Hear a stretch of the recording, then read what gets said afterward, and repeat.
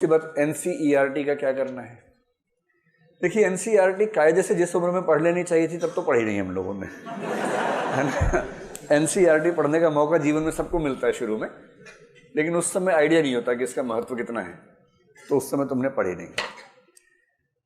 अब जो है मैं आपसे ये कहूंगा कि अगर आप चाहें तो पढ़ें। कोई एनसीईआरटी पढ़ने से केवल फायदा ही होगा, नुकसान नहीं होगा।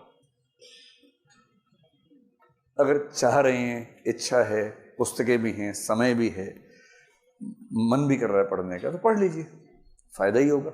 एक दो सवाल एक्स्ट्रा सॉल्व हो जाएंगे।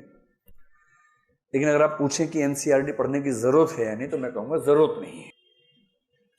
ये बात मैं कहते हुए बहुत संभल के कह रहा हूं, क्योंकि इस बात पे बहुत लोग तुरंत आरोप लगा देंगे कि ये चाहता है कि बच्चे कुछ पढ़े ही नहीं। मैं ऐसा कह रहा हूं तो उसकी वजह बता रहा हूं आपको, इसके पीछे मेरे पास क्या ठोस आधार है वो बताना चाह रहा हूं। आप एनसीईआरटी तैयार करें, ठीक है, लेकिन उसके लिए एनसीईआरटी पढ़ने की जरूरत नहीं है। उसके और तरीके, वैकल्पिक तरीके बहुत सारे हैं। एक तरीका तो ये है कि जो आपके नोट्स हैं, क्लास नोट्स, हम इंश्योर करते हैं कि वो बनाने के समय एनसीईआरटी को बेस बनाया जाए। एनसीईआरटी बेसिकली किन चीजों की पढ़ते हैं? अब हिस्ट्री, ज्योग्राफी, साइंस, इन तीन की तो पढ़ते हैं। बाकी तो एनसीईआरटी मतलब नाम मात्र की हैं बाकी चीजों में। तो इन तीनों के नोट्स में हम इंश्योर करते हैं कि आप के नोट्स में एनसीईआरटी का कंटेंट शामिल हो जाए, तो अलग से पढ़ने का फायदा है नहीं। दूसरा, नोट्स के अलावा एक आपको सीरीज मिली होगी क्विक बुक्स की, कुछ मिल गई होंगी। कुल 6 बुक्स आने वाली हैं, 3 आ चुकी हैं। 3, एक तो 4 दिन में आने वाली है भूगोल की, इकोनॉमिक्स के अगले महीने, और साइंस की भी दिसंबर का अंत होते होते आ जानी चाहिए। वो आपको मिलेंगी सारी। क्विक बुक्स जो टीम लिख रही है उसमें करीब 8-10 लोग हैं एक क्विक बुक पे। उनके साथ जो ही मीटिंग्स होती हैं, हर एक मीटिंग में जो एक निश्चित बात राष्ट्रगान की तरह गाई जाती है उसमें, वो ये है कि एनसीईआरटी का एक भी पॉइंट नहीं छूटना चाहिए। और क्विक बुक्स में इस बात को इंश्योर किया गया है कि एनसीईआरटी बिल्कुल ना छूटे, एक वाक्य भी ना छूटे। फिर भी एक तीसरा उपाय बताता हूं आपको। दृष्टि की वेबसाइट में 7-8 टैब्स ऐसी हैं जो आपको देखनी चाहिए। मैं अंत में इस पर आऊंगा, अभी संकेत कर रहा हूं।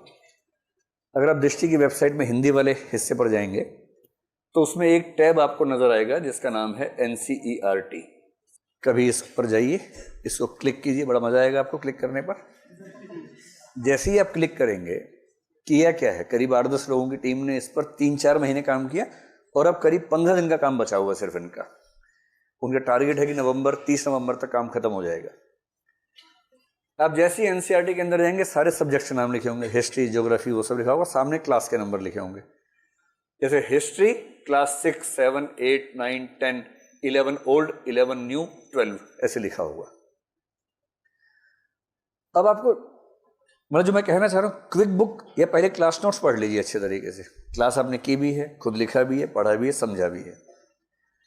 जब भी आपको हिस्ट्री रिवाइज करनी है, मेरी सलाह ये है, 2 में से एक तरीका, क्लास नोट्स को रिवाइज कीजिए, और उसके बाद उस विषय पर यदि क्विक बुक आपके पास है तो तेजी से उसको पढ़िए टॉपिक वाइज। एक टॉपिक क्लास नोट से पढ़ा, फिर उस किताब को पढ़ा।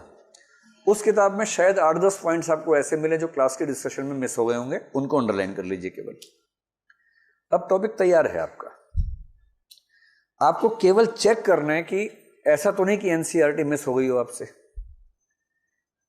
तो उसके बाद जब हिस्ट्री पूरा हो जाए आपका, तब एनसीईआरटी वाली टैब खोल लीजिए। क्लास 6 को जैसे क्लिक करेंगे, जितने चैप्टर्स हैं उस बुक में उन सबके नाम आ जाएंगे, और ब्रैकेट में क्वेश्चन नंबर लिखा होगा। इसमें 8 क्वेश्चन, इसमें 12 क्वेश्चन हैं। एक पे टिक कीजिए, क्लिक कीजिए।